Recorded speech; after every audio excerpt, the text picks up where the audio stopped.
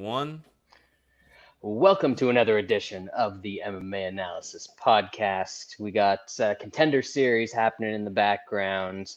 We had some fights last week. We've got allegedly a pay-per-view card happening this weekend. But we're going to take you all through it. I mean, we're not going to talk about contender series too much unless something wild happens on the screen. But it's on. And thank you for joining us while that's happening and missing the sob stories that Laura Sanko likes to get so wet over. She hasn't had one yet. She's probably over like just blue clan, waiting for the sob story to fucking come around. Just jonesing. Yeah, but some fun stuff last week. Who knows what we're gonna get this week, because not the best pay-per-view card that we've ever seen. But hopefully we can find some bets on it for you guys. Before we get there, though, Sean, how you doing today? Oh, Wes is like exploding. Wes is like playing with firecrackers or something right now. Is it my mic? Yeah, it's rubbing your 6 o'clock shadow there, and just Yeah, it's about a week and a half. Just crackling. I'm doing well. A bit disappointed because I've had a very hectic couple of months leading up to the wedding, and Saturday was the first time that I was able to really sit down and endure a full UFC card, and I got offered up a big helpings. Yeah, I did endure a big helping of just shit, like just awful fights. So that was good. And it was awful fights, and I got smoked on. It's like the worst card I had all year long. All year. Just horrific The shit. dogs were not barking, that's for goddamn sure. It was a rough one. But we got our fucking, well, Brad didn't, but I got my fucking Ortega money back. At least That's in right. the same fashion that I lost it. I'm going to be due for some great shit coming up after Ortega and Aspinall went down in flames. So And that'll be fun. I'm due for some horrendous luck because I cashed both those. Fun times. You know, this stuff eventually evens out, but man, when you're in the midst of it, whew, that sucks. Luckily, the week before made a bunch of money, so over the, in tout terms, over the past two cards, I'm like plus 4 units or something like that. I'm on a hot streak, baby. Even though I went 1-8 last card. You're 2-0 in lifetime. Fuck. Absolutely. What other way is there to look at it? I gotta start doing my record shit like a newly resurfaced tout man, and just kind of put down the wins I had, not the lines, and then at the bottom do a little bit of math to where I won like $40. I had six. Went 6-2, $140. Yeah, that's the key. You play all the minus 400s, you go 6-2, and you look great because you don't tell anybody they were minus 400s, and people are apparently too stupid to know. Get that lifetime package. Yeah. I wonder if the people that bought that are, the millions out there who subscribe for the lifetime package are still getting the Patreon, or if he's considering that. Oh, that's different lifetime. Service. He's a different person now. Well, is it like pre-move lifetime or post-move lifetime? Because he had a lifetime before he died and came back. Does that lifetime package still count? Ward of the State package or Independent Man package? Ward package or Independent package? do those lifetimes combine? So this dude on Contender Series right now, they call him the Pleasure Man. And all that I've seen him do so far is try and get around to the guy's back. So the deal is. Look at his Tapology pick, and the nickname completely fucking fits. It's perfect. Look at the Tapology pick. If that dude doesn't look like he's fucking getting full maximum pleasure at the moment of that pick, Like that dude's busting in that pick, dog. Like straight up. Oh my Absolutely. goodness. Ooh. It's like perfect, dude. Well, if he Wow. does something worthwhile, we'll probably mention it. But so far, it's just a lot of him holding on to a dude's Dude. back, and this contender Okay. series card is sucked so far. So that's fine. That second fight wasn't too bad, I guess. It was alright. It was alright. Lowered Anyway, I like Bazooka Joe. expectations. yeah. Yeah. You like the Bazooka Kid? Yeah, he was fun, man. Yeah, I think that dude might be okay. All right. Yeah, Yeah, he's he was fun. just up against a durable guy who was willing to hold him up against the cage the entire fight. So that wasn't great. Anyway, speaking of not great, let's get through these prelims from UFC London because, again, like last week, nothing to talk about in the main event. I'm gonna mute him anytime he moves like that now. I'll do it. All right. I'll do it. Good. First up, welterweight division, Claudio Hannibal Silva. He tried. He tried. For Yeah, all that he was can do. really close, man. It was close. But then eventually, the likely scenario came through. Dalby took over late and won a decision. So got money back on my Silva no cards bet. So that kind of counts. Like that's kind of a win. That's a right? win. That's a win, really. Money went back into the account, so I'm counting it as a win. Any thoughts on this one? Pretty straightforward. Dobby sucks real bad. Yeah, he's not good. No. So Next guy that can wrestle for more than 7 minutes is definitely beating Dalby. we're all idiots for not unloading on Dalby after the first round. He was plus 190. Yeah, that was wild. That was a wild number. Oh, I just grabbed some of the decision at that point, which probably wasn't. It was probably not a great number. It was like plus 333. I saw somebody play Dalby in the second round after that second takedown at like plus 375. So Yeah, that they were definitely not. They weren't at work. It was early in the day. Like there is they money were to be coming in. made, as Brad will tell you on those live lines. the interns were there getting fired. Yep. Next up, I don't know, like I don't remember that I was actively making food or not paying attention to this fight, but I don't remember a single thing that happened in it. Apparently, Victoria Leonardo, unanimous decision over Mandy Bum. Cut them both. Both. Cut them both. A lot of cut performances in this card. Yeah. Next fight as well. Cut him. Jai Herbert, Kyle Nelson got into like a clinch grappling match. Like what are we doing here, guys? What's going on? Cut them both.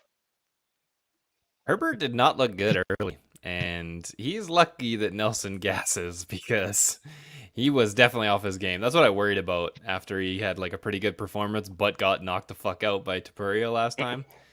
You do worry about what he's gonna look like, and he didn't look great. And then he shows flashes of like being a really good striker, but it was few and far between. Anything on that one, Wes? I don't. I might be watching Jai Herbert right now. That fight sucked. Like the one I watched. Fair. Flyweight division, Muhammad Mukayev took down Charles Johnson a lot. Couldn't do anything with it. This kid's kind of an idiot. But he's good at fighting and an idiot. So I guess there's something there. He's gonna be a tough matchup for a lot of people. I think people are gonna. Some people are gonna think that he is very shitty after this fight, and then there's going to be people that think he's very good after this fight. And I think he's definitely in between, because Johnson has a very good get-up game. So we kind of expected that to happen. This is kind of what we talked about was going to happen in this fight. But Mukiev is definitely going to be able to do that against a lot of other guys in that weight class. Yeah, did you see him call out Patty at 145? Like, yeah, dude, that is. But yeah, he's also like sharing DMs and crying and stuff like that. Like he is not. That part of him is terrible. Like it's not good. It's not even bad good. It's just bad. Yeah, like yep. I think it's like, he might be British, but that blood, that wrestling isn't British. But also like that same background, he couldn't fucking finish a fucking 3-inch sub. Like that dude's gonna do a lot of that. He's gonna do a lot of dominating on the mat, but at this level, I don't think he finishes a lot of guys. So he's gonna be one of those dudes, a dominant but boring guy that you're gonna We've seen that before. I mean, that's how it looked like to be. Like he's very, very good. I don't know how many finishes.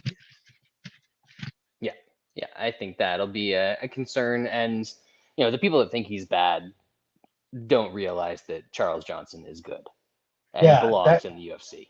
That was a good win, man. I don't think many people knew Johnson coming into that fight. And you just watched a little bit of him on the regional circuit. It's regional, but that's some high level regional now. He was very good there. He's a good fight. That was a good win. Yeah, if you're on the regional circuit at flyweight or bantamweight, you can still get a lot of good fights in and show people that you've got skills. Moving on up, this is when things started to improve a little bit, but then they went back down. Man, Makwan's wrestling and scrambling in the first round was all world shit. That was beautiful to watch, and then he died. And I think in this case, Finland went out there and pushed a little bit too hard, definitely harder than he needed to, because even when he was tired later on, he was still hanging just fine in the striking. And I think if he didn't quite go balls to the wall with the grappling, that he probably would have had a better chance to catch Pierce coming in on a sloppy takedown than he eventually got when Pierce had him tired out and was just able to ragdoll him. But this fight was fun as hell. That first round, that's the type of shit I love to watch. Wes? Yeah, really fun fight. I think we got everything out of Makwan as a dog that we could have hoped for. He couldn't get him, and he used a lot up. I'll give Pierce props though, man. That dude's a dog. Like, he doesn't stop. He survived on the mat with Makwan quite a bit, man. It was a pretty impressive performance from Pierce. Yep. I'd probably bet Makwan again at that. I would just bet him round one or round one sub. Yeah, like Brad did. Because it does look like now that he is going to go for shit, and he doesn't have 50. Not against a grinder and a dog. No. So yeah, I'd probably do the same. Take that first round, and you're going to get that 50% of the time. I think there's 5 out of 10 times at that kind of price Makwan's going to catch you. 5 out of 10 times first round, I think. But great fight. It was awesome. Sean? I don't think it mattered, but that cage grab was fucking horrible. And the hilarious part is seconds later, the refs warning Amir Kouani for having his toes in the cage. After just a hellacious cage grab, where it definitely changed the way that that scramble was going.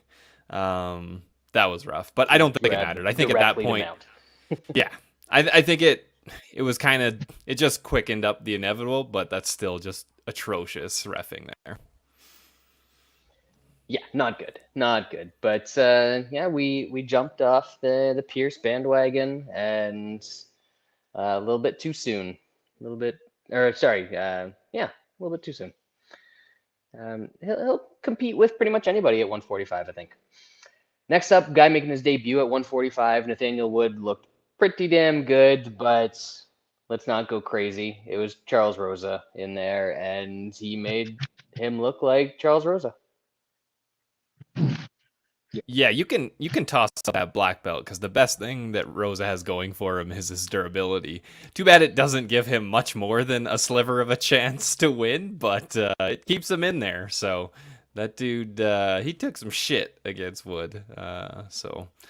I would assume he's got to be done. Maybe they give him one more. I don't know. It's Charles Rosa has got his ass he's beat a lot Boston in the strong, though. octagon. So So you know how Dana loves to keep it. yeah, how many losses do you think Rosa has in the UFC? 6. Yeah. Oh, okay, it's 8. I thought it was like he doesn't even have he's only got 8 losses on his record, and I was like, holy shit, this guy's definitely lost at least 15 fights in the UFC. Like he's been around forever, and he never wins fights in the UFC. Yeah, Well, but The whatever. weird thing is he used to alternate wins and losses, and then that's kind of gone down the shitter the last 2 Oh, yeah. fights now. So is Wood supposed to stay at 145? I think so. Did they say that? Man, he's awfully small, man. He is awful. yeah, And I and know I Yeah, he don't even know. looks Like small I don't know against, if like Rose is tough. I just don't know if he'll have the power at 45. yeah, because like don't get me wrong, the hand speed is nice, but it was against Charles Rosa. You know what I'm saying? Yeah. Like all the shit that he landed. Yeah, Rosa's durable, but he landed a lot of shit and really didn't have him stunned at all. I'm just at 145, man. There's some guys up there that did hard. I'm just Wood looked great, but he looked a little undersized, man. I don't know how that dude is not making 135. So, I mean, the bottom 4 guys in the featherweight rankings right now, and I would say like Wood's pretty close to that threshold. I mean, he was right there at bantamweight, so I don't see why he wouldn't be at featherweight. Sodiq Yusuff, Edson Barbosa, Burgos, and Topuria. Those guys all bully the shit they out of hit, him. they hit like trucks. They're probably knocking him out. Yeah. So it'll be That's interesting tough. to see what he can do at 145. I don't think it's going to be a ton. And then the fight started getting shitty again. Mark D1 Yeah. Casey was exactly what you would have expected him to be in this fight. Yeah, I don't know. Do you guys want to talk about it? Zero urgency to try to finish the fight whatsoever. He was just like, "Yep, we're going 15 minutes, and I am doing as little as possible or wrestling." I mean, Yep. we said it exactly when getting wrestled. He looks all world. He's not going to finish anything, but you're not getting up from that. Just magnificent parlay piece. It really was, man. That is good a matchup as Casey's going to get. Yep. Again in the lightweight division, Ludovic Klein he was the one big dog on the cards. Takes the decision over Mason Jones, who has the fight IQ of Wes is gonna make something up. The flying triangle was elite, man. Dude, come on, man. That was so. Yeah. Oh, He, I bet Klein. I didn't really. I mean, this is kind of what I expected, but Jones made it a lot easier than it should have been. But I'm the idiot because I didn't even pick him in Toutmaster. I bet him, but didn't pick him. Figure that one out. wow. I've gone the other Dumb. way Very dumb. plenty of times. Yeah. Yeah, Mason Jones. There's fun stuff there, but there's a lot of holes there as well. And that was very apparent against a guy who isn't even a grappler who was able to control him like that. Sad fight of the evening. Berju, Pulkrig. Man, I want to say that I don't know what he was thinking, but I know exactly what he was thinking. I just wish he could stop himself from doing that, because when he stayed on his feet and actually just came forward and threw punches, he was landing. And I don't know if it's if he doesn't trust his chin or what the issue is, but like, yeah, he could have actually won that fight on the feet. He probably would have got cracked at some point and put out or put down. But maybe then Ozdemir would actually follow him to the ground instead of just a million guard pulls. That was it was a frustrating one to watch, and Ozdemir still sucks. Both are very true. He just forced too much grappling early on, and it kind of gassed him out. And then I think he was just like, I am too tired to be throwing punches, even if some of them are landing. I need to try to get this to the ground, and it was just not working. Like, yeah, sad to see. You just can't, like Brad said, not even trusting your stand-up whatsoever, especially when it's landing. It's the best thing you're doing in the fight. Like, and it ain't like Ozdemir. He doesn't throw like tons of volume and shit and get these like tons of knockouts and shit. Like, stay on the feet, throw with him, man. Like Brad's right. He's probably gonna catch Craig eventually, but I mean, that was a better shot of winning the fight than fucking ankle biting and fucking butt scooting and all that. Man, look, I like Paul Craig, but that fight was embarrassing. That was an embarrassing performance. It got very bad. It went beyond of like follow me to the mat shit. It went to desperation, and that's just. I mean, we make fun. We make that's fun a Brazilian. Of People are. Yeah. We make fun of that shit. Yeah.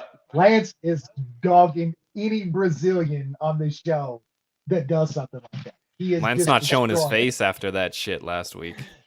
Nope. Bear Jew is embarrassed to be Bear Jew right now. Damn, even some of those shots that he took, like, there was no resistance from Ozdemir. He just stopped once he got to his hips. He's like, oh, I've got a super deep double leg. Let me just pull up, squat and pull up and pull guard. Like, oh, brutal. Tough. Volcane still. That guy. He's so bad. I don't know what to say about this one, but Meatbally, at least she's a character.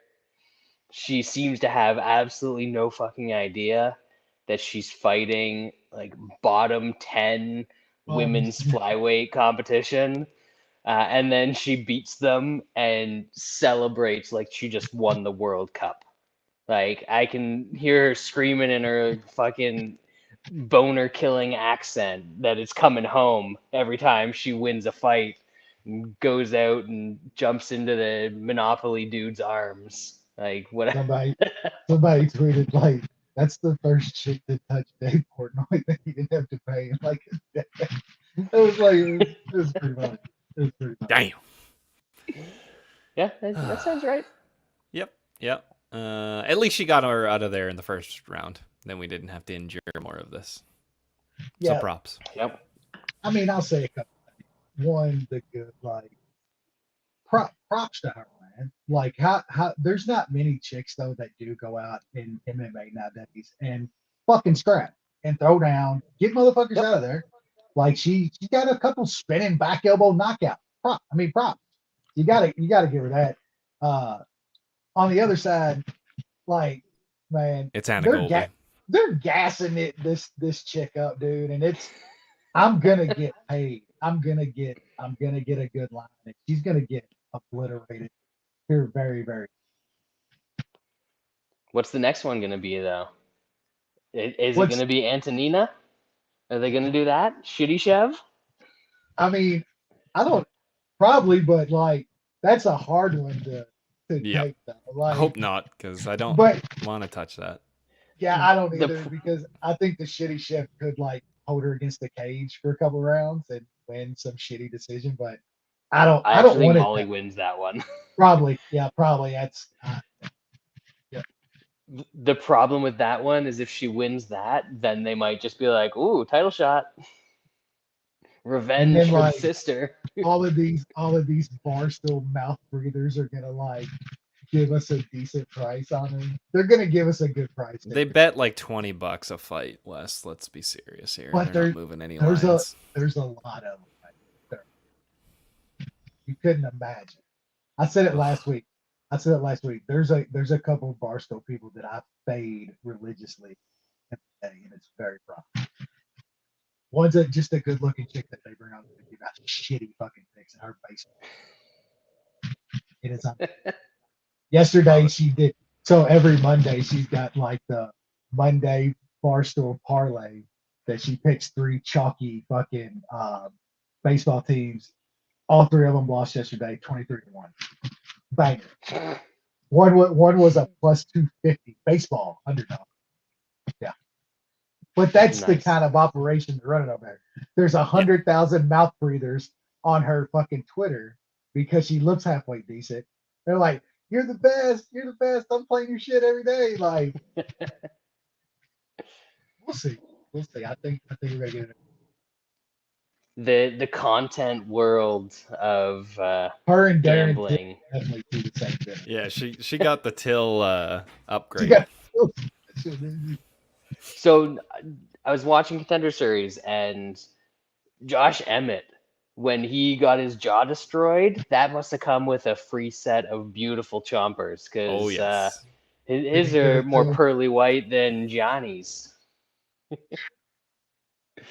Anyway, moving on in the card here, light heavyweight division, Nikita Krylov destroyed Alexander Gustafsson. I was extremely wrong on this one in just about every possible way. Yeah, Gus is done. People are like sad about Gus, like he's actually a Hall of Fame level fighter. Like Did he we had a even couple notice he was decent gone? Like, yeah, he had a couple decent title fights where he contended for the title, but I mean, yeah, he was all right. Never my cup of tea. He beat Glover I mean, back in the day, didn't like that. But he also It got is- decapitated by Rumble. Yes, that was great. At his peak, he was a very good fighter. He's a good fighter, and he fought all the good fighters. I mean, Yeah. so it's kind of just reminiscing of yesteryear when he was fighting John Jones and Rumble and DC. Like that was good times in 205. It all took its toll. Yeah. Because the dude's still only 35.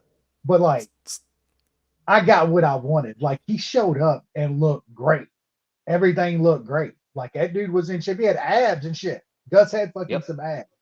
I got everything I wanted going to that fight. I was feeling good. Krylov looked like he took a trip through fucking Chernobyl on the way to that fight.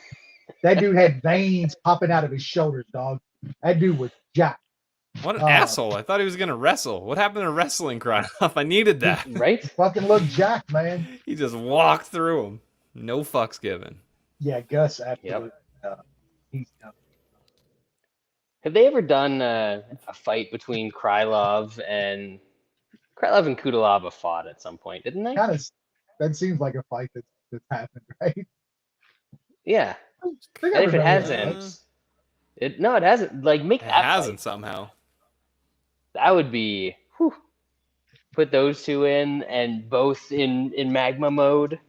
That'd be crazy for the Fun. 90 seconds that it lasts. Yep. Lightweight division, Paddy Pimblett.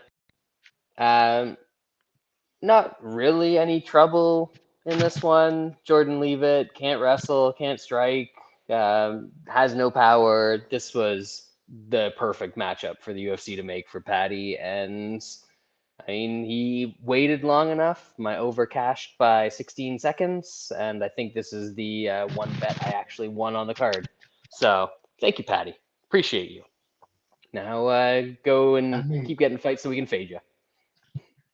Yeah, it's gonna happen because he's gonna talk some shit to somebody, and they're gonna finally have to give him somebody because Leavitt can't wrestle, and he was still able to hold Patty down for a good amount of time. Yep. So, Yeah, I'm ready. I mean, look, it's the same as I'll give Patty more props than I'll fucking Holly for the fight. Oh, yeah. But it's the same scenario. Like, the dude's maximizing everything. Great. Um, he's not great though, and like there's so many holes. We've seen he's fought some absolute bums, and he's been exposed a couple times in both areas. He's been cracked a couple fights back. He got taken down or controlled a little bit on the mat by this bum. So it's another scenario where we're gonna get great lines against him, and they're gonna hit, man.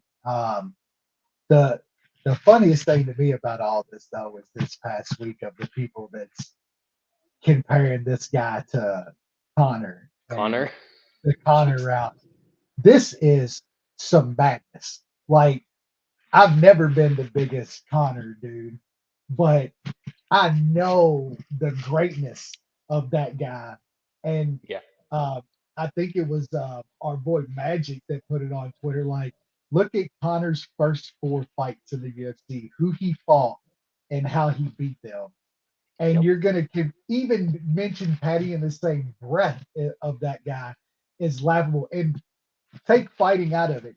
You ever think Patty fucking Pimblett is going to be fighting fucking guys like Floyd Mayweather and making $50 million? Are you out of your fucking mind? Or are we watching the same shit here?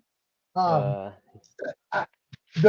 prisoner of the moment shit in MMA is crazy with future champs and shit like that. But this might have been some of the funniest shit that I've ever heard. Comparing Patty Pimblett to fucking Conor McGregor.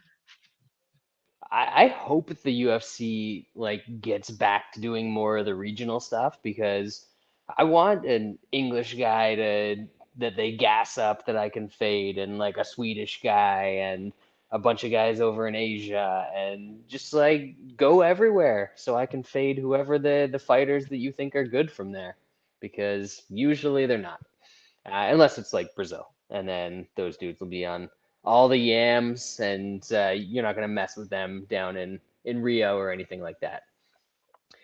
Oh, I lied. I won another bet because I won a bet in this fight. This is where I finally want to bet. Yeah. Jack Hermanson Jack Hermansson reminded everybody that Chris Curtis is, in fact, not a top 10 middleweight. He hasn't just been fighting on the regional circuit for the last 10 years for fun. He's fought it because until recently he didn't have the UFC caliber game, and it's still not a top end game. I enjoy Chris Curtis. He's made a bunch of people a lot of money over the past year or so, but this was the time where it seemed like it was right to get off of it. I honestly thought there was going to be more grappling here. Even if it wasn't successful takedowns, it would be just like Hermanson holding him up against the cage and controlling him and running him up a little bit in the clinch. Didn't even need that. Just kick the shit out of him at striking range. It's a good way to turn off your fans too. He was acting like a bit of a bitch in that fight and after the fight. And he people seems love like that he's been dude better because, about it now, but yeah, he's finally. I think he's got kind of told you're making yourself look bad, and you actually found some fans because you usually fight in a very exciting manner and are kind of an underdog, and then you don't piss that away, sir. Yeah, it was quick damage. Somebody told him afterwards, like, dude, you've done pretty well this past year. Like, he got right on Twitter and shit was apologizing. I mean, good on him. But I mean, I hope it was Sean Strickland. Sean Strickland, the voice of reason. No, that was on you, bro. You literally got Hermanson to stand with you for 15 minutes. That's all you could ask for in that fight. Like, straight up, It was a fucking kickboxing match, and you got beat. You got outstruck by Hermanson in that fight. I mean, Hermanson looked good. Like, he did what he had to do to win that fight. Like Brad said, pretty shocking that he didn't go for more takedowns and more cage control and stuff. But I mean, he's another Didn't dude need that to. looked like, yeah, he looked like he took a trip through the fucking Brazilian brain force on his way to that card. 'Cause No, he I remember went to the special hot spring, the hot they spring that looked had jacked. the minerals and everything. You know. He was fucking around with the Canyon Yates fucking crystal Oh, the potion. crystals. Yeah. Man, he looked fucking jacked, dude. Great performance for him though, man. I'm with Brad though. Like going in that fight, I think people were forgetting Curtis was a career long kind of regional dude, retired fucking 3 times in the past couple years and shit. Like, dude has had a good run, but he ran into a fucking legit high level fucking fighter. Yep. He just And barely got beat. he's still gonna have a bunch of good performances in the UFC, and it's just he's not title contending material or anything like that. Main event, nothing to talk about.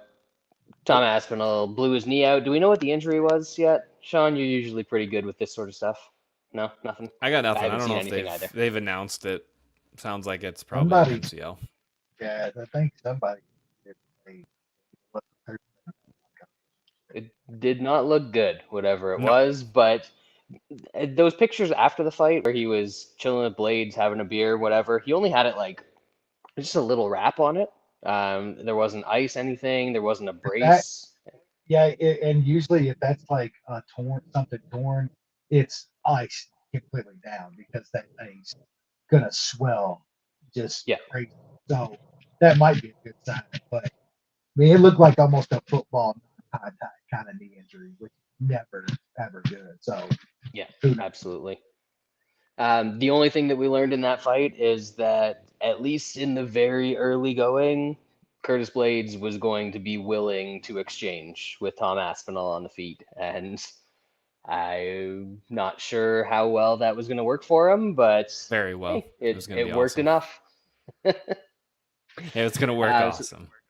yeah, we talked way too long about that card. I think it's because Yeah, there especially was how shitty it a was. bunch of fights.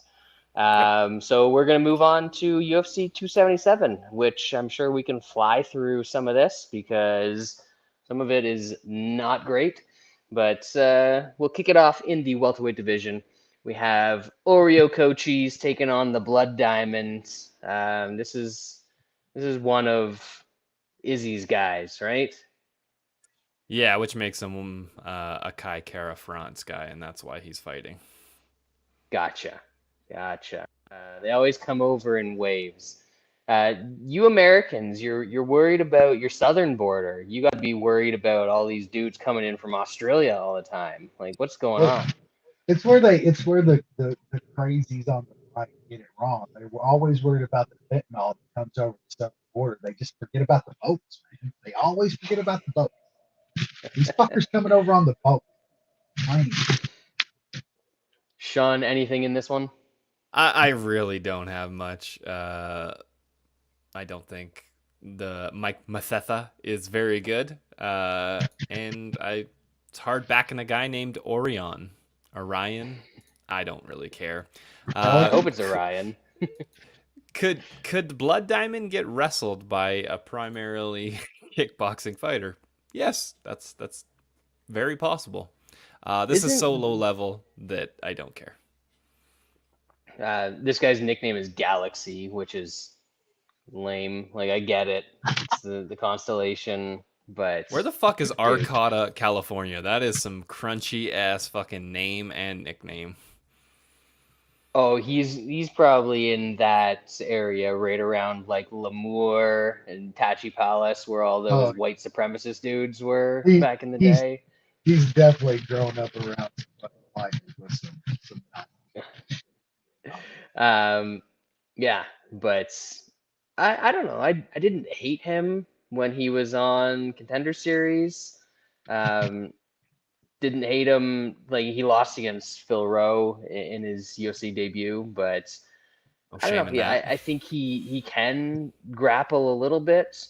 But Mike Mathetha, his sub defense looked a little bit better than I expected it to, because he was taking on the Bullfrog in his debut, and I thought that Wells was just gonna roll right through him, but it took almost the entire first round for him to actually get a dominant position and get a choke in. So we'll see. Fair. Did we get picks or bets on this one from anybody? Orion. Oh, I don't. Did I go already? No, you go, Wes. You No. got anything? Go for it. Oh, no. I was like I agree with a lot of what Brad said. That's why I was kind of looking at the over a little bit. It's 1.5. I know the Ryan's got a lot of finishes, but I just think that it's really low level guys. His grappling's decent, like Brad said. Though Blood Diamonds sub defense looked a little better last time, so I was kind of looking at that over 1.5. But man, it's just I really don't know, man. If one of these guys fucking sparked early, it wouldn't be surprising. So it's probably a pass, but if I've had enough wine, I might look at them. Yeah, I'll take the decent grappling guy with finishing potential over the 34-year-old kickboxer moving over to MMA with not a lot of experience in grappling. Don't know that I'm going to bet it. I feel like the line might be a bit short. And then, like, there's no props or anything out right now, but that over 1.5, there's some potential there as well. So I might end up having something on this fight. Cochise is going to be the pick. Don't know about a bet until I see a little bit more. Light heavyweight division. We got little Negumereanu taking on Potieria. Oh, nice. Sean, you want to break this one down? I just swept the old Contender Series parlay. Oh, yeah. Nice. I just played. What was it again? 10 plus. I played 10, the 10 first 1? 3 plays. You got this too. I stayed. Yeah, I took the over in the first 2, and then Turkalj and Pfeiffer in the last 2, and it was like plus 1,000 altogether. I got the first 3 plays, like plus 10 or something like that. Nice hit though. 10-1. Beautiful. Brad, there are props for that fight, but of course you have to not go to the shitty odds fight that doesn't post shit anymore. If you go to fightodds.io, they have all the props already. I just needed to refresh it. It's there on Best Fight Odds. BFO. I feel like Negumereanu is the trendy bet this week, and I get it. Everybody wants to fade the Contender Series fighters.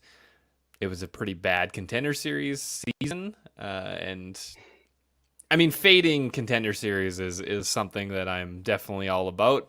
But I don't really want it. There's just so many people I see on Negumereanu. I just have a very bad feeling for all you folks. So I'll stay away. I'll pick Negumereanu in Toutmaster, but I don't want to bet it. Wes? Yeah, definitely. I'll go for it. The moves. Didn't hear any of that. Gotta talk louder, Wes. Starting to go. Yeah. Yeah, it's always worrisome when you see a lot of the dudes that you really don't respect too much. Twitter machine out there. The algorithm boys. Yeah, picking a guy you like. But I think the Ukrainian here is a little bit of a front runner, man. I think he's beat up on a lot of dudes. He's looked good. He looked good in his Contender Series fight. It's just a different level guy here, man. Negumereanu is pretty good, man. I think he's got more ways to win in this fight. I think it's on the stand up. He's probably a little bit more technical guy. I don't know enough about this dude. I don't think he's beaten any kind of competition. So he's a favorite here. Like over a dude that's got some decent fights and decent wins. I mean, Kenny Nunchuck isn't a bad win at this point. So I think you have to take the shot here. I guess that's what a lot of people were seeing. Not nothing big, but I mean, there's some plus money out there. I know Negumereanu against a contender series dude that's beat up some literal bums in his career. Like, I gotta take a little shot. I mean, I agree with Sean. though. It's just don't know a whole lot about the dude, but I'll take a proven guy at plus money against a contender series dude that's beat up a lot of bums. Yeah, I'm in the same boat as Wes here. I kind of have to bet Negumereanu at plus money. I mean, you've got this Ihor guy who, I don't know, is he selling himself on OnlyFans or something? Is that his OnlyFans name, Ihor? But his opponents have been terrible. He's fought like a couple guys with decent records recently. He looked good on Contender Series. That was probably the best guy that he's fought. But I'm not sure how much of that is a one-off versus him actually being any good. It's hard to judge a guy from fights early in his career, but it seems like he does not have a lot of fights that go past the first round. And when they do, he's going to start to get tired. I think that little Nicky here is durable. If there's one thing that we've seen, even if the skills are a bit lacking for him, he can eat a shot. And he's willing to come forward and keep trying to wrestle and keep throwing. So I think the volume is going to play in his favor, and he's going to take over this fight late. So I will end up with a little bet on Nicky on this one if I can get that plus money still. Women's flyweight division, apparently Ji Yeon Kim and Jocelyn Edwards are fighters on the UFC roster. Sean? Kim has been fighting in the UFC for over 5 years. No, I don't believe it. He's 1-3 in her last.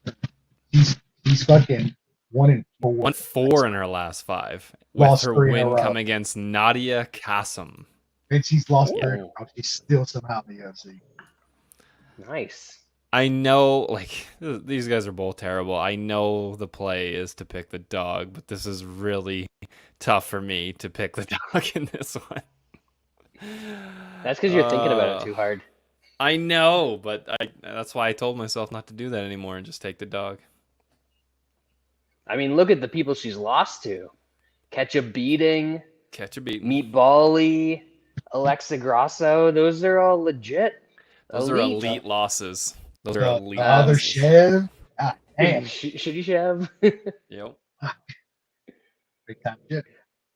Oh, she's got like 3 wins in the UFC. Wow, look at that. That's incredible.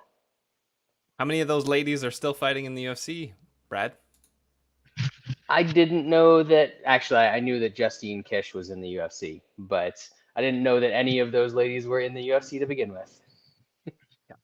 Justine Kish is fucking expert. Crushing in Bellator. It's been in the cage. Shitting on them in Bellator. Yeah. Ugh. Yep. Are you going with Jocelyn Edwards then, Sean? Is that the pick here? You tell the pick is the dog. I don't care who it is. Wow. One of them. Who are the people that you named that she beat? Kassem, Fabian, and Kish. And then Jocelyn Edwards' UFC wins are Ramona Pasquale and Yanan Wu. Elite wins and elite losses. These are 2 elite fighters right here. Holy, this is a thing. Wes, you got anything here? I don't really know. There's going to be some dude legit on this fight, and they're full of shit. They're completely because there's no way you know who's going to win. I'm probably gonna. I think Edwards wins. I'm gonna pick the dog at Top Master, whoever it is. And if you're betting aside this fight, bet on by this.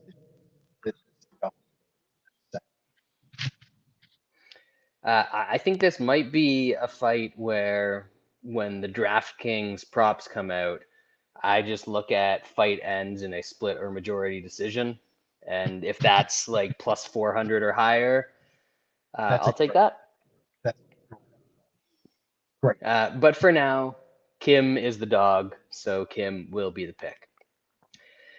This is one of the later ads. I know that lines just popped up over the past couple days. Michael Morales, Adam Fugitt.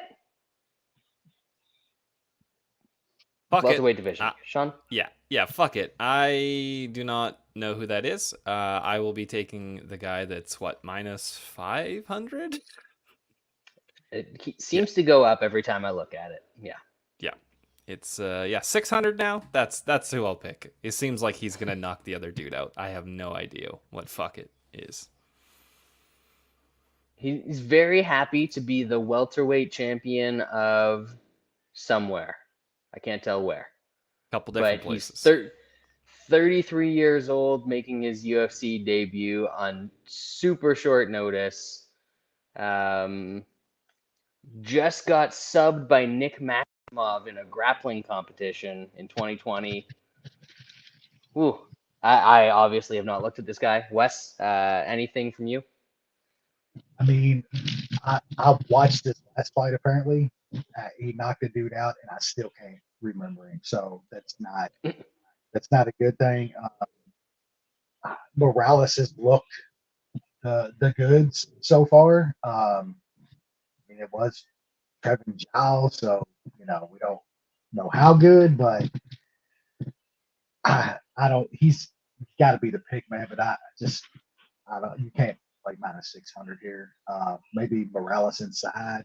The unders are 1.5 here, which I don't know, man.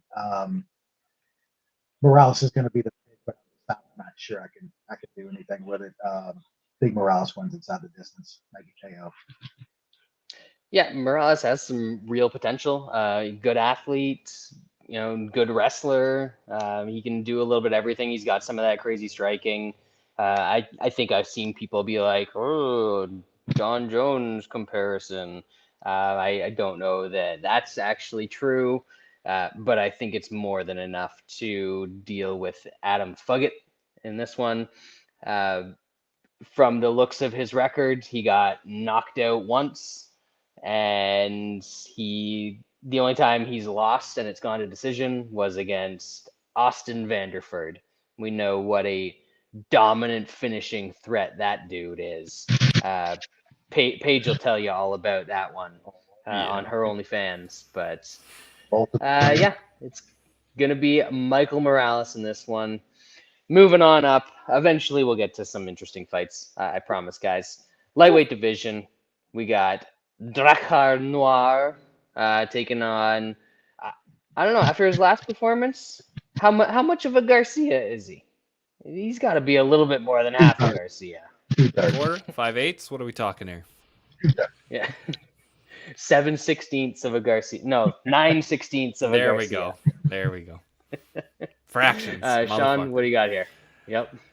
I think this is if Klose can stuff the takedown or most of the takedowns, I think he will win somewhat easily on the feet, as long as he throws, which at times has been an issue. But I think if he stuffs the takedown, he's gonna probably light Garcia up on the feet. So Klose has been taken down. They're generally pretty good wrestlers. I think we're gonna finally see how good of wrestler the old half of Garcia is. So I put him in a small parlay. I put Klose in a small parlay for a unit. Not a big lean here, but I think he's definitely got some decent advantages. Wesley. Yeah, man. At around minus 200, I actually like Klose quite a bit here. John, like he has been taken down before, like way better than and I think Garcia is he's gonna come forward and try to get a hold of him and get those takedowns. It's gonna force Klose into doing a little more than he usually does, but I just think his hands are way better. Klose has got some pop too. I think he might be able to get Garcia out of there this fight. I think it's a really good matchup. I like him quite a bit at my 200, and I'll definitely have him You're starting to crackle and cut out a little bit there, Wes. But we got that you like Klose at the price and for parlays. I'm on board with you there. I think that one of these guys has been fighting quite high level lightweights. Obviously, in his last fight, Klose took a big step back, and you could tell because he looked great against Brandon Jenkins. And before that, it was Dariush and Bobby Green, and it's like actually good fighters. Whereas Rafa Garcia is getting wins over bottom of the barrel guys and losing to the Chris Grutzmachers of the world. So I gotta go with Klose here. Would be lying if I didn't say that whiplash scenario doesn't stick in the back of my mind every time I think about betting him.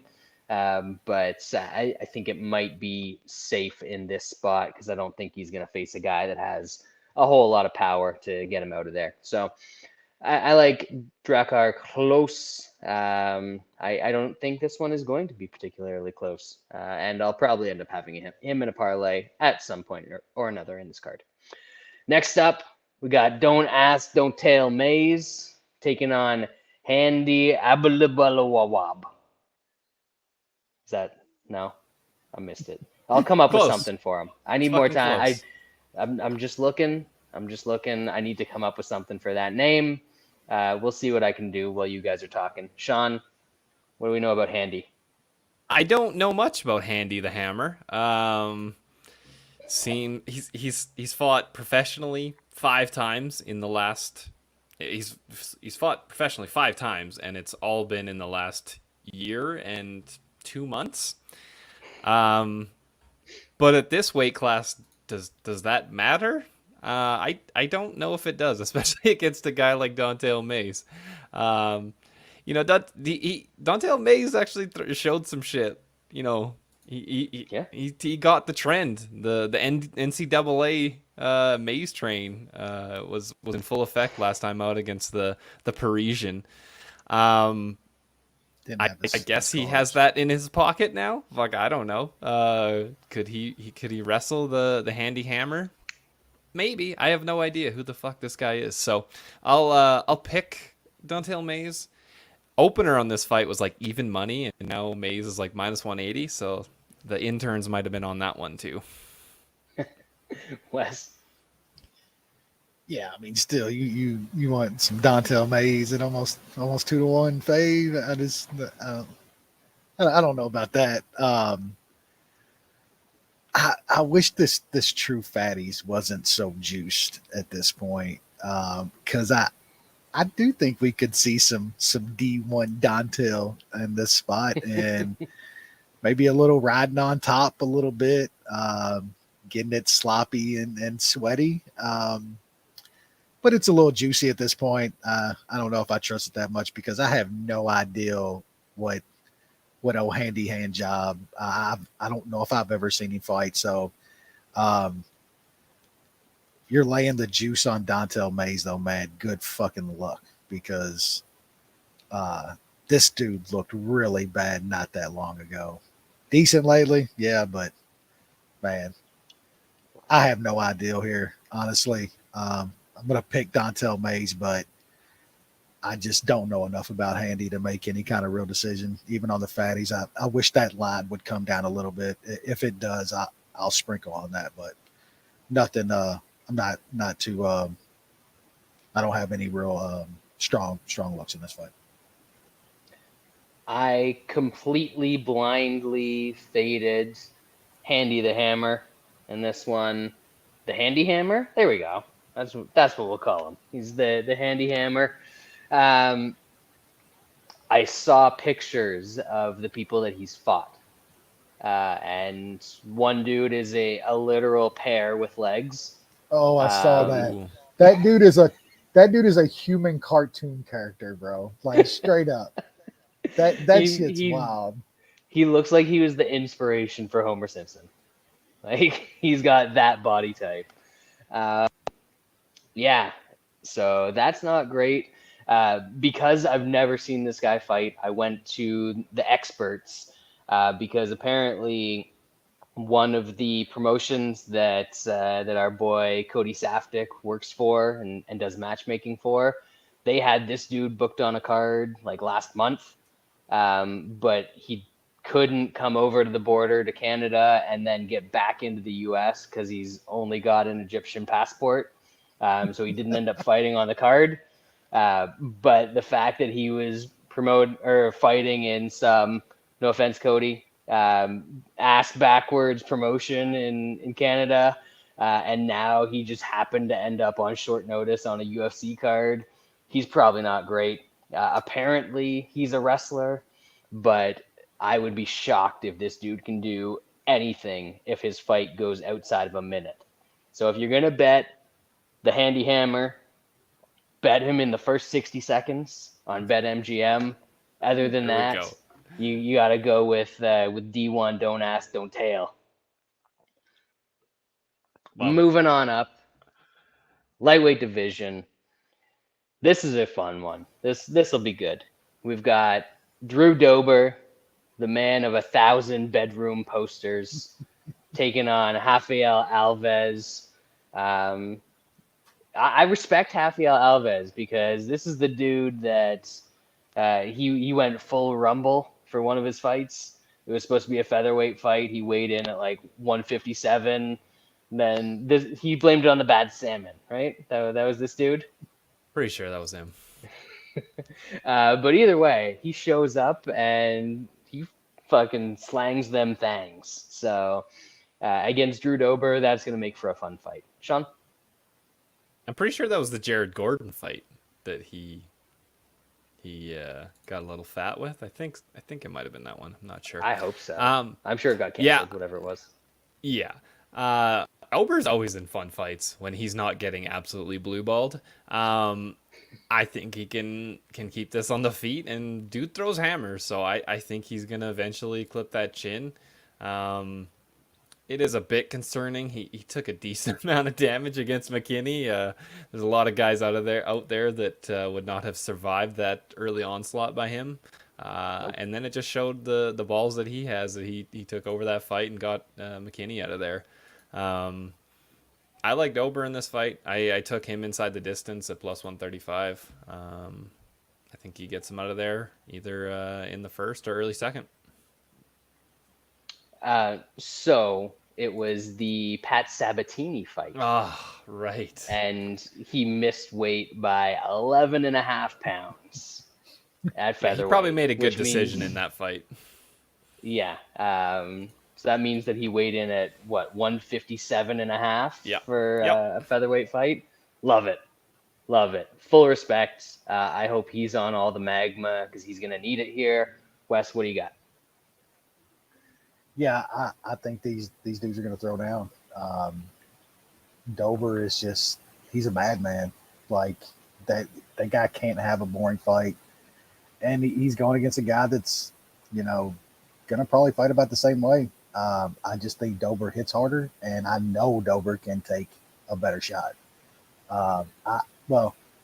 Pretty sure that he can still take a better shot. Like it's going to go one of these days. I don't think Dober's close to there yet though. And I just think he hits like a fucking truck, man. So I like Dober here. I think these guys throw down, and I think Rafael's the first one to go down. I like Dober inside the distance. It's still around plus 140. Yeah, I think Dober might be in some trouble early in this one because Dober is usually in trouble early in his fights. And Alves is a super fast starter, throws bombs, has a good guillotine, all the typical Brazilian stuff. But he also gasses. And I think that as long as Dober survives that early onslaught, and I kind of feel like even if Dober's chin starts to go, that he is just like physiologically constructed that his chin is going to last way past its best before date. Because you got to get through that exquisite jaw before you can even come close to rattling his brain. So I like Dober in this one. I think it's going to be either round 2 or round 3. He's going to put him away. I think round 1 is going to be all of Alves's moments. So I'm kind of thinking about those Dober round props. They're only out, as far as I can see, at Mason Book right now, 600 and 800. There's going to be better numbers available at other spots. So I'm going to hold off on those. But I think that Drew Dober is the rightful side here. What's the... I was going to say, what's the under in this fight? But it's Juiced. 2.5 is minus 160. So They know. don't really love that. Probably just look at those Dober props. It kind of feels like this price is actually a little bit low on Dober in this fight, just based on the competition and success these two guys have had in their career and even recently. Welterweight division. Apparently, we're still on the prelims. We've got the Smeltberger, Matt Smeltberger, taking on the Great White Hope in Texas, pretty close to his hometown. Alex Morono. Sean, is he going to do big things? I don't know if he'll do big things. I think he's going to do enough things, especially if it's in Houston. I think Semelsberger obviously has way more power than Morono, but I think Morono's overall the more skilled striker. He throws a good amount of volume. I think if he, as long as he can not get hit with the big shot from Semelsberger, I think he edges a close-ish decision. So it was plus 147. I put 2 units on it. I think he can win here. Wes? Yeah, a lot of what Sean said. I just feel like if Morono cannot get clipped with something stupid, he'll at the very least outvalue him, Semelsberger in this fight. I think he's a little better technical striker at this point. He's probably better on the mat too. I'm not sure it even gets there. But man, at that kind of price, I just think volume alone, if he doesn't get stopped, Morono can win a decision here. So I like him as an underdog. Yeah, I like Morono as well. This is like, people seem to see something in Semelsberger that I'm just not seeing. Yeah. He got a couple quick wins, which sure, I guess that's great, but you look at the competition and the durability of those guys, and there's not a lot to it. He kind of seemed scared off by Chaos Williams in that fight. Eventually started to bite down on his mouthpiece and throw, and then immediately got scared off again as soon as he got hit. I don't think that Morono has the same sort of power to give him problems like that, but I think that Morono's a pretty quality fighter. I mean, he belongs here. He's fought a lot of good fighters. He's been competitive against a lot of top, maybe not top level, but just below that, the mid-tier welterweights in the UFC. And I'm not convinced that Semelsberger's there. Based on what they've done and what I've seen, this should be even money, or Morono should be slightly favored. So I'm taking Morono as a slight dog, and Alex Morono is going to be the consensus bet of the week. Rough one last week. Time to get it back this week. I think we're going with plus 126 because that's what's available. Oh, 127 because that's what's available at Dimes. 126 was the old Mason book. Bet online. But shop around for your best price, because as soon as we get off this, I'm gonna hit the plus 140 that's at Caesars right now. Main card, light heavyweight division. This fight feels like it should be a little bit higher up on the card, but it definitely should not be opening the pay-per-view. That's for sure.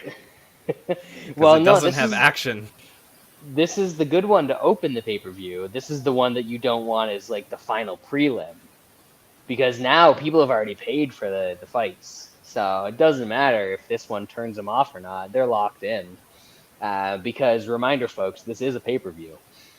We got Magomed Ankalaev, the future champ or whatever, taking on Anthony Smith. And I'm not the biggest Anthony Smith fan. I usually prefer people that don't go to draws with home invaders, but He's never I'm gonna probably live going that to be down. cheering for him in this one. Uh, Sean? This is a hard one to bet. I do think Ankalaev is the way better fighter, but is he gonna finish an Anthony Smith that kind of has always been durable? Probably not. But him by decision is like plus 110. Like holy shit, man. Like, he can't give us nice lines on that. That's for sure. I'm probably not gonna bet this fight. I will probably try to believe that it never happened. I think Ankalaev wins a 30-27 boring decision, so I will pick him. That sounds a lot like Ankalaev. Wes? yeah, I mean, I've never thought much of anything about Anthony Smith. And then on top of it, we know how such fucking toilet bowl brush IQ he's got, like not taking that DQ win over fucking John Jones, like dumbest shit I've ever. That's a different thing. Dumbest That's shit I've ever- principles No, and fuck that. morals. Fuck that. Dumbest shit ever. But all serious, Anthony Smith is very durable. He's a decent fighter. I think he's gotten the shit beat out of him by dudes that's just slightly good. I mean, he beats up on bums, gets some freak wins here and there. Like, I mean, say what you will about Ankalaev, like he's just boring as fuck. But I mean, all of these fucking Russian dudes are, man. They win though. They win boring ass decisions. I think that's gonna happen here, man. I don't see Ankalaev finishing Anthony Smith, and just don't see Anthony Smith falling into some kind of freak win again, which I think that's what he's gonna probably need here. So just Ankalaev, kind of boring decision. I actually don't hate the plus money on that. Like I figured it would be low. I thought it would be a little better, like Sean was thinking. Plus 140, plus 150 in that range. They know. They know how this dude wins fights. That's how he's going to win this fight. And I'm probably going to play that. I still, if it's plus money, that's the most likely outcome in this fight. So, Ankalaev by decision. Yeah, I think this is more of where my situation in Tout Master dictates it. I'm going to be taking me some Anthony Smith in Tout Master. I think that a lot of the stuff that Ankalaev wants to do is just sit on the outside and jab and throw long kicks and that sort of stuff and not really threaten his opponent a lot. Anthony Smith can do it with him. Where Anthony Smith is going to get in trouble and definitively lose this fight is if he gets too crazy and closes the distance and gets into the clinch, because then I think Ankalaev can take him down and basically win with top control in this fight. But if this just turns into a range kickboxing match, which Ankalaev is more than happy to do, I think it's going to be competitive. I might see what the plus 3.5 is when those lines come out, because usually with a plus 400 dog, you're still going to get, around plus 200 or so on that line. So I might take a look at that, because I wouldn't be shocked if Smith can steal a round. Ankalaev should win, but man, I'm not convinced. I've never been aboard the future champ train for this guy. He's just another boring Russian. He's just boring in a different way. So he probably wins. I'm not going to parlay him or pick him or do any of that. I might end up with that Smith plus 3.5. And if this line keeps going up, as the Ankalaev lines tend to do, maybe I'll end up with a little sprinkle on Smith straight come fight night. He came down a little bit at one book, actually, which is kind of surprising to me. Ankalaev a little earlier today. We'll wait for fight day. There's going to be They'll start whole parlaying. bunch of people. Yeah. Don't parlay. Look at the top of this card. You got Amanda Nunes and Ankalaev, and people are just going to throw them in every parlay that they've got. So I'm probably going to end up betting Smith and, spoiler alert, somebody in the main event. But I'm probably going to wait until fight day. So a couple more fights to go before we get there. Flyweight division. This is a good one. Alex Perez coming off a almost 2-year layoff since his title shot against Davison Figueiredo. Not for lack of fights being booked, but just lack of fights actually happening. And he's taken on Alejandro Pantoja. Sean? I'm not convinced this fight happens. Perez seems to be cursed. Go look at his Tapology page. I've never seen so many cancellations in a row. There's 6 of them since he fought Figueiredo. Khabib has to have that at some point. Not in a row. Not in a row. He's got them interspersed a bunch, but yeah, it's hard to know with him out 2 years in a row after almost 2 years in a row after that brutal just no-show against Figueiredo. It's hard to know what he's like these days. Pantoja, he also hasn't fought in almost a year, but I think he's more of a known quantity. His striking has looked pretty good lately, and he's still got a pretty damn good ground game. So I'm just taking the more known quantity. I know there's some variables in this fight with Perez having such a long layoff. Is he going to be rusty? Has he made himself a lot better? It's hard to know, but I put Pantoja in that 1 year parlay with Klose, and I got plus 147. Wes? Yeah, man. I thought Pantoja would be a possible future champ, and at 32, that's still not like out of the realm of possibility. I think Pantoja is really fucking good, man. There's not but a couple guys that's as well rounded as him. His stand up has gotten tremendous, and then we know what the guy can do on the mat, and I think that's just the difference in this fight is Pantoja's got more ways to win. It's probably even on the feet because I think Perez is a very good striker, but Pantoja hits harder than he does. And on the mat, this isn't close at all. I like Pantoja here, man. I don't get this line. It's like minus 167, minus 170. Perez off of a 2-year layoff that's not just like taking some time off. Like he's had an injury, pullouts, weight misses. Like where's he at? Like Pantoja, a year is not crazy in MMA anymore to take off and like be ring rusty or something. Like Pantoja will show up. I like him here quite a bit, man. I think he's it's probably gonna be 15 minutes. I'm not sure he gets Perez out there. If this gets scrambly on the mat, man, I'm not sure what Pantoja's sub is, but that's a possibility in this fight because it could get scrambly. If Pantoja gets a hold of Perez in some kind of exchange, he'll go for takedowns and try to go to that realm. So I like Pantoja a lot here. He will be in a parlay for sure, and it'll be I'm going to try to find my other favorite piece because I think there's some decent parlay pieces on this card. I've been trying to bet dogs, and it's been up and down. Really got killed last time, but I think there's some really safe, nice parlay pieces at around 2-1 on this card, and he's at the top of my ticket. Yeah, I think Pantoja wins this one. I feel uncertain about it just because of, him being off for a year. I know that's not a super long time anymore. Perez being off for for 2 years after that Figgy fight. It's just hard to get a read on these guys.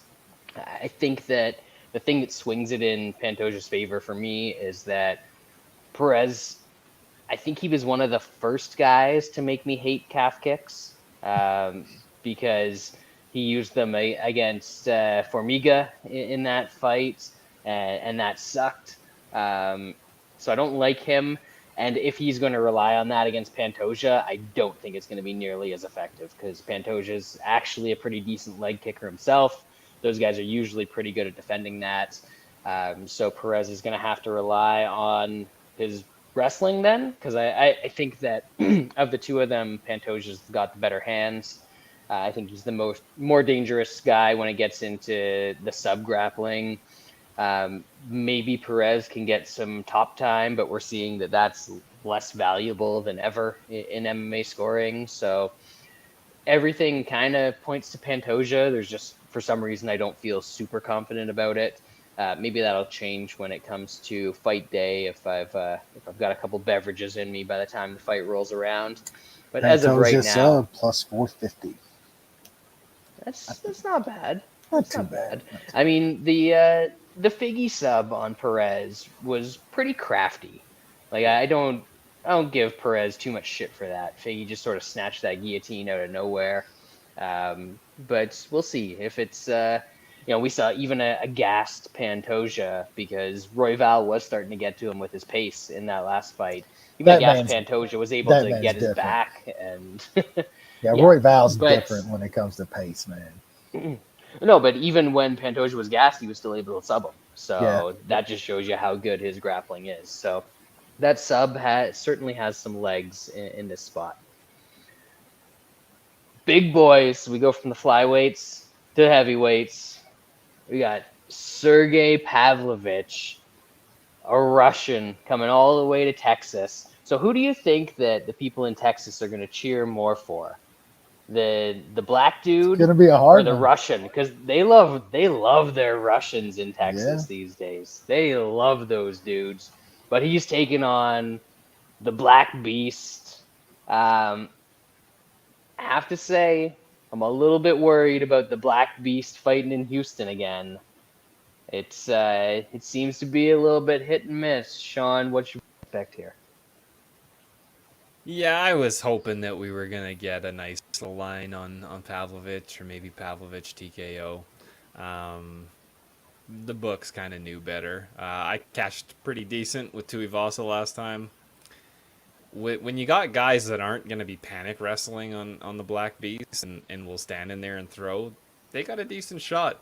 I just like those numbers to be a lot higher than, plus 120 or plus 130 when his money line's like minus 120. Like that's not great for Pavlovich. Pavlovich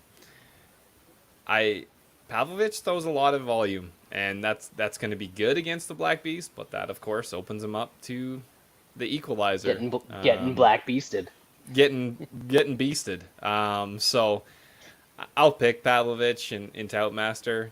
If the Black Beast does what he does, it's not surprising at all. I just think that Pavlovich can kind of out volume and even possibly take down the Black Beast. So I got to side with Pavlovich, but no bet. Wes? Oh, I'm back, baby. I'm taking some fucking Pavlovich here, like. I thought you were gonna take some Black Beast. No. I've done that.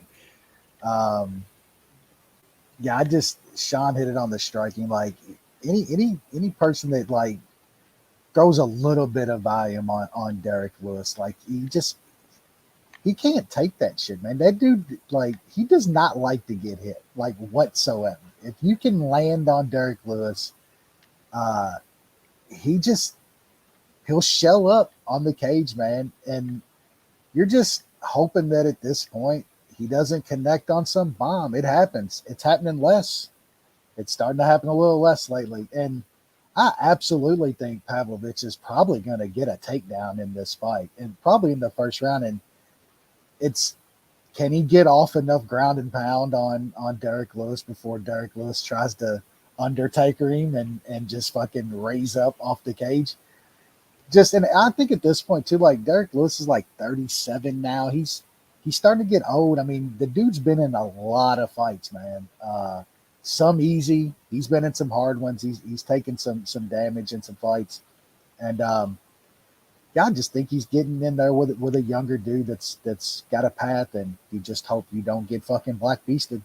I've had it happen a bunch of times. I don't think it happens this time.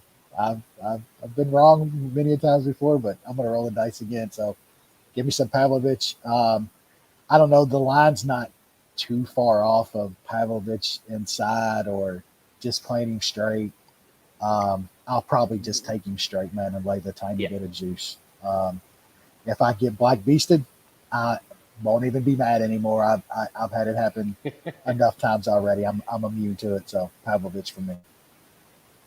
If you get blacked raw in this one, it'll be rough, but Be the sometimes little, you just gotta live with it. Yep.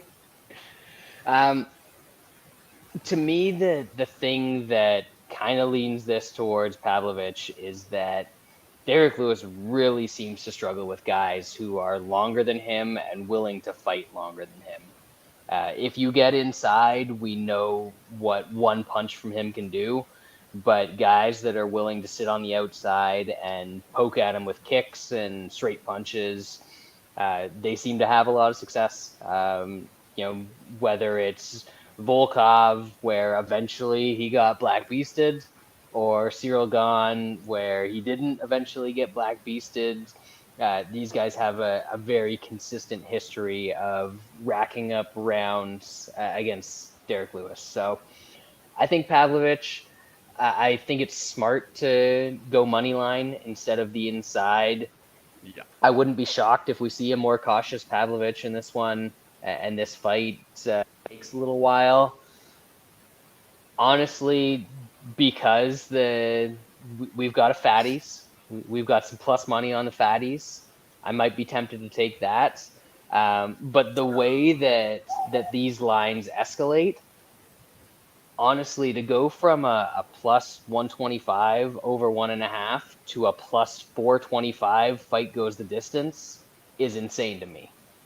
Because if this fight gets to 7.5 minutes, It's probably there's a going good 15. chance that it's getting to 15 minutes. So I might end up playing fight goes the distance in this one. Both. Play both. Yeah. Well, Yeah, half on, I half probably on will. both. Yep. But yeah, I wouldn't be shocked if we saw this fight go the distance and just be a shitty fight. We've seen that Lewis is quite capable of making guys tentative and leading to a pretty crappy fight. So This isn't 25. wouldn't be shocked to see that here. Like Lewis has been in some long, shitty ones for like 20 minutes. Like the Volkov was a main event, right? That went like really long until he caught him. Yep. No, Volkov, that was a 3-rounder. Was it a 3-rounder? Yeah, because that was rated. That was like 10 seconds away from the 15. final bell, right? Okay. Yeah, you're right. You're right. But it's been kind of a path of his in the past. So yeah, I think I'm looking at the fatties and a little sprinkle on that goes the distance. Moving up, one of the title bouts on this card, kinda, sorta. Figgy's the champ, but they're doing a number one contenders match between Brandon Moreno and good old Steve France, Kaikara France.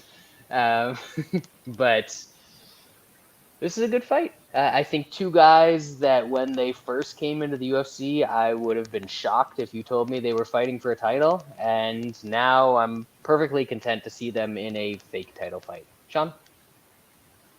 Yeah, these guys are usually pretty good at action. I think France is definitely improved since their first fight. I mean, obviously Moreno has too, but I was really thinking he was going to turn into a complete fraud. He had some okay wins, but it wasn't really there, and he did step up a couple times and faltered, but he's put a nice string together and fought a tough matchup last time out and was able to stuff the takedowns. I think Moreno should still mix it up and go for some takedowns just to keep it in Kaikara France's head. Just don't try to overdo it and gas yourself out. I just think that he needs to, just keep that in his mind, because on the feet, like, France definitely has more power, but the combos that Moreno throws, especially with the end head kick, are nasty. And I gotta trust the chin of Moreno. I know he got dropped a couple times against Figueiredo. Those were good shots. Some of them, I don't know if they were clean knockdowns. They were kind of a combo slip and kind of get dropped. But I just got to trust that chin because it's been elite for a very long time, and he has great recovery time. I think Moreno can take over this fight. France is going to be good early, but I trust the cardio of Moreno more. I think Moreno's gonna get a stoppage after he takes some shit. So I just bet him inside the distance at +1 or +225 for a unit. I think he gets him out of there in the fourth. Ooh. Wes? Yeah, I kind of agree with a lot of what Sean said. I will add on that I do think France, he's got a little pop, but I think we're getting to a point to where it's getting a little bit it's overrated. Like people think he has this kind of death blow power and shit, and he really doesn't. He's still a small little man. Like they just and Sean hit on it too. Like Moreno's chin is pretty ridiculous at this point. Um, I think the grappling is just a very big advantage for Moreno as well. If this does get to the mat, I think he will try to get some takedowns. They'll probably be more successful the further this fight goes.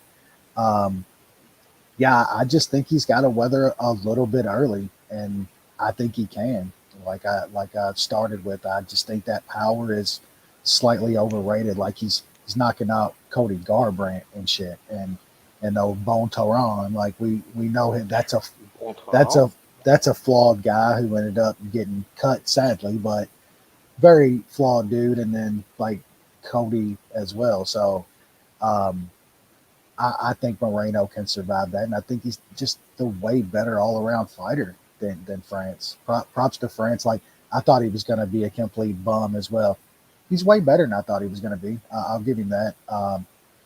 I think Moreno was just better. Another dude around a 2-to-1 fade that I think is a very good parlay piece. I'm not sure he gets a finish in this fight. Very very possible. I think that's a good number on him getting a finish, but I wouldn't be shocked if he grinds later in the fight and ends up getting a 5-round decision here.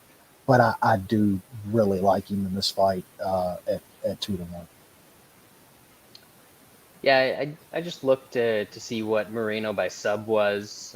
Looks like +450 is the highest out there, which is all right. I don't love it.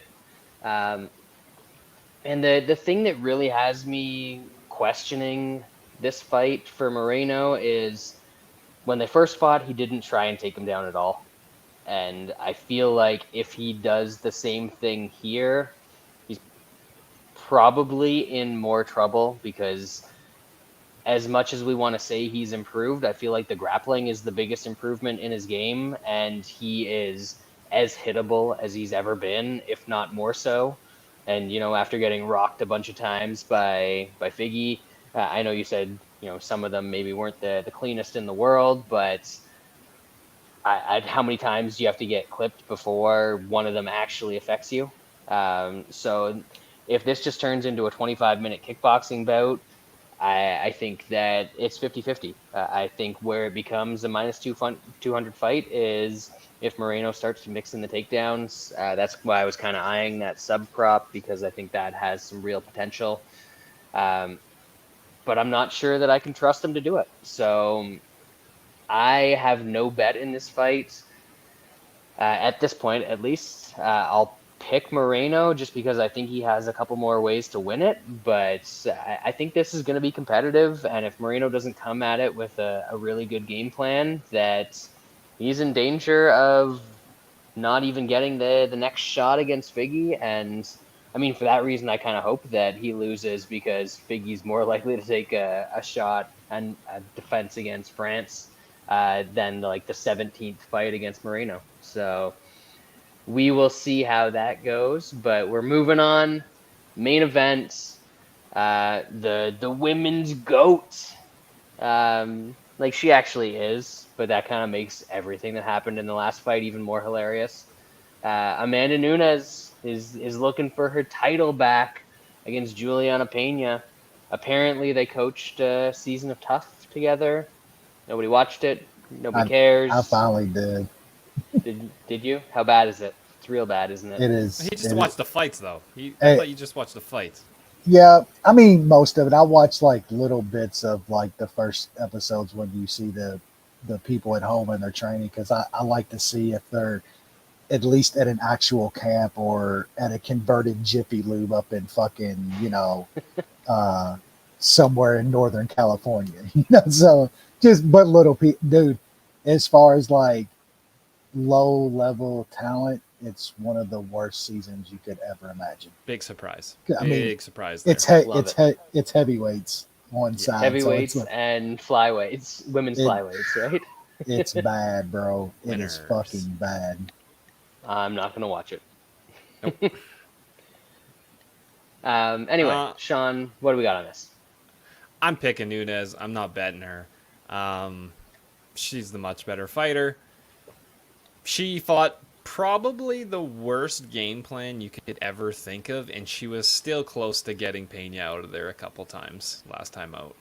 I think she's going to fight cautiously. It's probably going to be a little boring. We're back to boring Nunes, but she's the better fighter, and if she just literally just sticks and moves and throws strikes, she's going to hit Peña. Peña's going to gas, and then she's going to finish her. So I don't want any part of it because I don't trust Nunes because I don't know. Maybe she just doesn't want it anymore, doesn't care anymore. I'm not watching Tough to find out. I do expect her to get a finish. Wes? Well, I mean that's the whole big thing for me in this fight is just motivation. It was Yep. obviously not there last time. She No looked respect. like Gave zero respect for Peña. zero. She looked like shit though. To like when coming into that fight, like her body and shit, like she looked bad, man. Like Soft. she was soft as shit. You could tell she didn't give zero fucks about that fight. She cares. Like Peña has gotten under her shit. She gives a fuck about this fight, and she's way better, man. Like, come on, dude, this is still fucking Juliana Pena we're talking about, man. Like, she That's a isn't shame. great. Shut, dude. Like, her eye was literally destroyed in that last fight too. Like, no giving a fuck. Nunes still about had her out of there a couple times. I think she wins this fight. I think she sticks and moves a little more. That cardio's not like she's never had the great cardio. Like 5 rounds put pace on you cardio. But when like, she fights like she did in the first fight, that goes completely out the window. If she fights like she fought against Shevchenko, then it's fine. and a lot of other people like it. Yeah. She's gonna fight that fight. Peña's gonna be the one gassing and like we don't know the damage Peña's gonna take either. These first couple rounds, I think it's a late stoppage for Nunes as well, man. It's all about motivation, and I think that is there this time. She's the way better fighter still at this stage. Nunes inside the distance, slight plus money. I will take that. Not anything big. There's always that little thing, man. She's this late in her career. She's done everything. She's got kids now and family, money. It's all there. It's always that little small part. So it's nothing big, but I do think this is maybe one of the last like great fights we see out of Amanda Nunes. I'm gonna take Peña. Get it. I get it that she's gonna be motivated, like Nunes is gonna be motivated and all that, but sometimes when you flip that switch off, it's not so easy to flip it back on again. And she's facing somebody who is super durable, who has good cardio, and honestly, probably the most important thing is she's not scared of her. There's a lot of people that get in there with Amanda Nunes and they're scared of her. Pena is not that. Even after getting her shit whooped up on, Almost got her knocked out a couple times. Yep.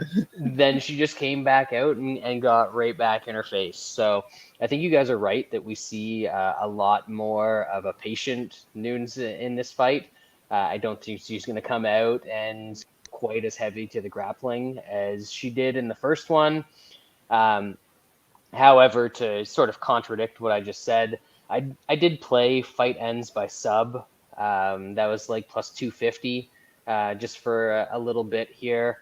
And I played the over 2.5 because I think that one of them is going to gas. The other one's going to get on top. They're both pretty durable when it comes to eating strikes. But they both will get subbed. I mean, Pena got subbed by Jermaine Durandamy, of all people. And Nunes got subbed by a choke that didn't even exist. No, she come quit. Close to. She quit. She quit. Absolutely. She was so bad she quit. So I wouldn't be shocked at all to see a sub again in this one. I don't know who it's going to come from. I just hope that it's late. I kind of hope that it's Pena. Because I'm going to have a little play on her. I don't like her, man. Oh, I don't like her either. It's hate just, that chick so much. it's funny to me. It's funny. And also, then you don't have a champion in 2 divisions. Yeah. 2 fake divisions holding up 2 fake belts. As Hyperblue said, Nunes has the mom quit. It's like the mom dad quit. It's a new variant. Variant just dropped. Peña's had like one for real though. Yeah, I know. Well, she already got the mom quit out of the way with the Durandamy fight, so that's good. That's settled. So it's a one fight deal. I don't know about that. It's not. I mean, ask a bunch of other ladies if that's Sarah a one deal. McMahon has seemed to have the career mom quit since her child. That's very true. I think Peña's mom quit gets canceled out a little bit by the fact that she like went and beat up 2 bouncers in a bar out in Washington somewhere. So, you know, she's got a little bit of mom quit in her, but she's still gritty. So it's different. It's different. It's not like Nunes is out hitting up the Churrasqueras in the favela anymore. I mean, she's living the life in Miami. So yeah, I think it's different levels of dedication here, and we'll see what happens on fight night. Honestly, don't really care. That's the key right there. Yeah, so that's what's gonna lead me to betting Pena, but I'm gonna hit Pena. And I'm going to hit Smith, and I'm going to be right back in things in Toutmaster. And good luck, sir. That's all that I'm looking for. That is going to do it for this week on the MMA Analysis. Bit of a disjointed show this week because we had the Contender Series going on in the background and bad fights to break down. But bad fights to recap. We'll be back with you guys. Yeah, we'll be back with you guys next week for a Thiago Santos main event. Another Sam Alvey retirement fight. Yeah, but we also get Vicente Luque, which makes everything in the world better. That it does. Vicente Luque and we got some Usman, the big Usman brother. Do y'all see a line on that fight anywhere yet? Which one? The Usman fight? Yeah, the Usman fight. I can't find one. I haven't been looking. I think he's going to end up being a pretty sizable favorite, and I think we got a little spot there. Oh shit! We should be watering for the next week. Yeah, this week, yeah, we're trying to get it in and out this week. I think there's a little spot there. I want to see what the line is, but they're gonna blow it up because of the name and shit, and I think we're gonna have a spot there. Okay, I'm looking through all the future events. I don't see anything there either. So I think it might be one of those things where they have to wait until the official like I episode of I got- Tops or whatever. I got it's some aired. lines on some sketchy books for you, Wes. Are you ready for Oh, this? let's Yeah. hear it. It's like minus 160 for Paga, Oh, plus 130 for are you Usman. serious? Aw. Damn, they're not dumb, huh? They know better. Dude, I figured that name though would we'll wait. Who knows? Those are sketchy wait books. until Those it are opens. yeah. Wait until it opens up on the American books, and let then we'll see. the what's the line on the chick fight? Oh shit! Come on, Wes. Now you're really asking me. I mean, I gotta What? watch this That's horrible is that shit. Fly or Fed? That's Fly, right? Yeah, Yeah, Joe Brogan Walker. yeah, Oh Brogan. my god! I don't know if there's a line on those on the old sketchy books yet. Yeah. Well, let's hope on some better stuff for the Usman fight. Man, that just kind of ruined my whole fucking Don't worry, you'll get a nice shit. surprise. fuck. Brad's on mute. No, I'm back. Oh, there he goes. My Oh, there we headphone died, so I'm just through the Oh, phone now. shit. But All right, that's here gonna we do go. it anyways for us on the MMA analysis this week. We will see you guys next week for the tough finale and all of the shenanigans that go along with that. Appreciate everybody in the chat. I know we were head to head. We were counter programming the Contender Series tonight, so not as big of a live group as normal. But we appreciate you guys, and we'll see you next week.